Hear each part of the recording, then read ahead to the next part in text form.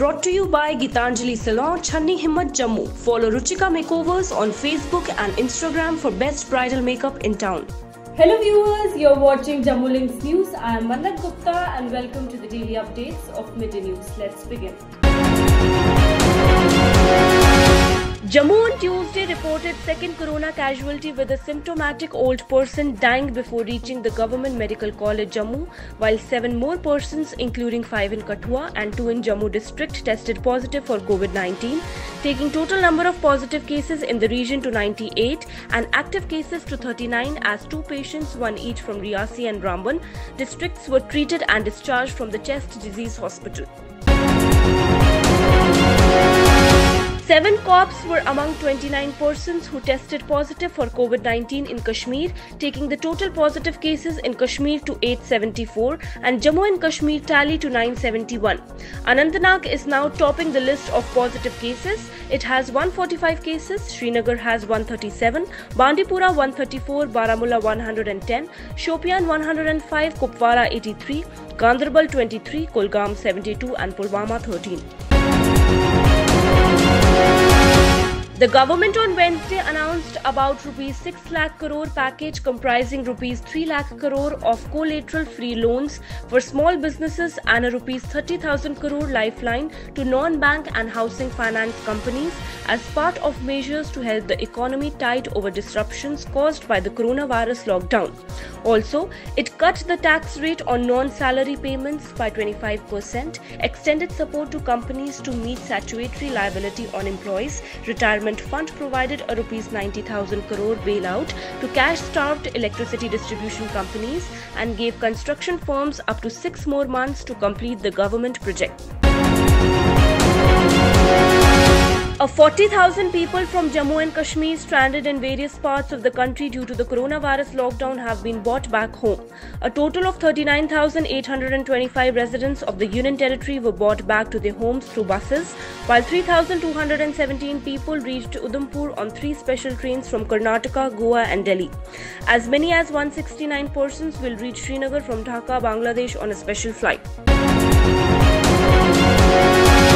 The Jammu and Kashmir administration has extended detention of former IAS officer turned politician Shah Faisal under the controversial Public Safety Act by 3 months. Faisal, who has been under detention after scrapping of Jammu and Kashmir special status, was booked under the PSA in February this year. His detention was extended barely hours before it was about to come to an end on Wednesday. Jammu and Kashmir High Court Chief Justice Geeta Mittal has written to Union Minister Dr. Jitendra Singh seeking establishment of administrative tribunals with multiple benches having permanent seats in Srinagar and Jammu. Mittal wrote to the minister on Tuesday. Advisor to Lieutenant Governor K.K. Sharma on Wednesday said that the government is committed to catalyze the industrial scenario by way of various ongoing and upcoming initiatives so that it gets the requisite fillip by way of necessary interventions. The advisor was interacting with a group of industrialists who called on him and presented an amount of Rs 32.11 lakh toward JK Relief Fund, State Disaster Management Authority and PM CARES Fund. Director General of Police Dilbag Singh on Wednesday chaired a meeting with the senior police officers of Jammu and Kashmir zones to take stock of the deployment, logistics support and accommodation of J&K police personnel. At the very outset of the meeting, DGP said that JKP is aware of its capabilities and commitments, yet there is always a scope for improvement. Lieutenant Governor of Ladakh R.K. Mathur interacted with a fresh batch of 2019 Kashmir Administrative Service probationers from Ladakh and also chaired departmental meetings at Raj Niwas. Addressing the KS probationers, the Lieutenant Governor said that they are public servants and their focus should be the overall welfare of public and to benefit them, having an empathetic understanding of their problems and to find practical solutions. Jammu and Kashmir unit of BJP donated another rupee 1 crore in Prime Minister Cares Fund today, with the total donation since the start of Corona lockdown by the J&K unit to PM Cares has reached rupees 4 crore.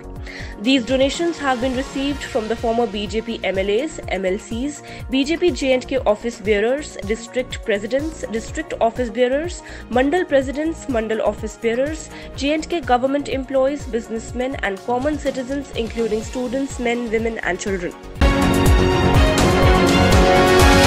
Principal Secretary Agriculture Production Department Naveen Kumar Chaudhary on Wednesday chaired a state-level project screening committee meeting on Rashtriya Krishi Vikas Yojana. The Principal Secretary reviewed the physical and financial achievements for the year 2019 and 20 under Rashtriya Krishi Vikas Yojana. He also deliberated on various components of the action plan of the scheme for 2020-21. Annual action plan was approved by the chair with the instructions to review some components of the scheme for further submission to SLSC. Advisor to Lieutenant Governor Basir Ahmed Khan convened a meeting via video conference to review the management of COVID-19 and status of labourers or students and other residents of the Jammu and Kashmir arriving from outside and the arrangements being put in place for them. The advisor sought the feedback from all the Deputy Commissioners regarding the people or residents of J&K who are arriving from outside the UT and the facilities being arranged for them by the concerned district administrations, their testing and sampling arrangement done in administrative quarantine, status of additional quarantine facilities, status of red zones and other issues related to COVID-19 pandemic. Amid the COVID-19 continuing the endeavour of equipping students with electronic gadgets, Principal Secretary School Education and Transport Department Dr. Asghar Samoon distributed tablets among the meritorious students of District Srinagar. Speaking on the occasion, Dr. Samoon encouraged students to focus on education and advised them to make the best use of the tablets.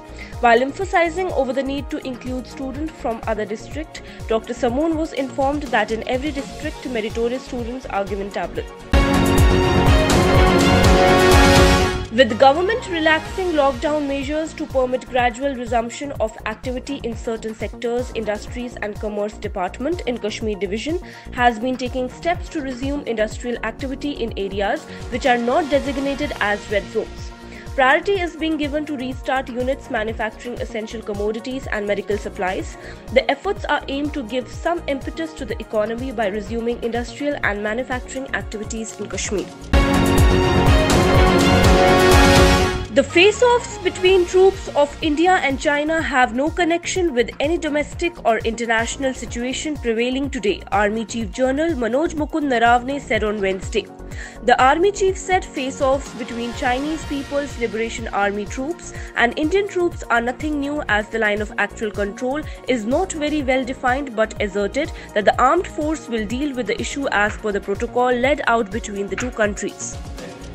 The face-offs in Eastern Ladakh and Sikkim happened during the same period, but we should not read too much into this, that is this a part of some coordinated plan or anything like that, and nor have these incidents or these face-offs any connection with any domestic or international situation as is prevailing today. These have been happening, as I said, in the past, and it has happened again now. But